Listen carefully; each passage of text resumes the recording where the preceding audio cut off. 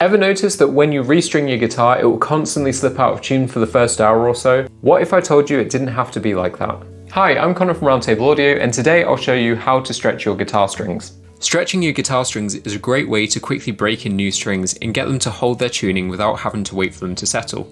There's two ways that you can stretch your guitar strings, either using a string stretcher like this or doing it by hand. I found that both work equally as well, but using a string stretcher is quicker. So let's start with the string stretcher.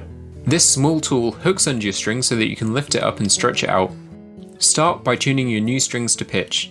Then slide the string stretcher under the guitar string. Lift it off the fretboard so there's a little tension and slide it up and down the length of the neck. You'll want to do this a couple of times. Now retune your guitar. Then repeat across each string until all strings are holding their tunings.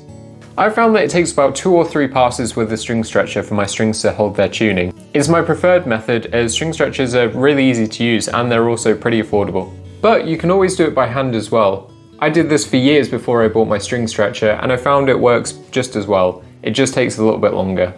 Again, start by tuning your new strings to pitch. Starting with the low E string, pull the string upwards at the 12th fret and give it a few light tugs. Retune your guitar. Repeat across each string until all strings hold their tunings.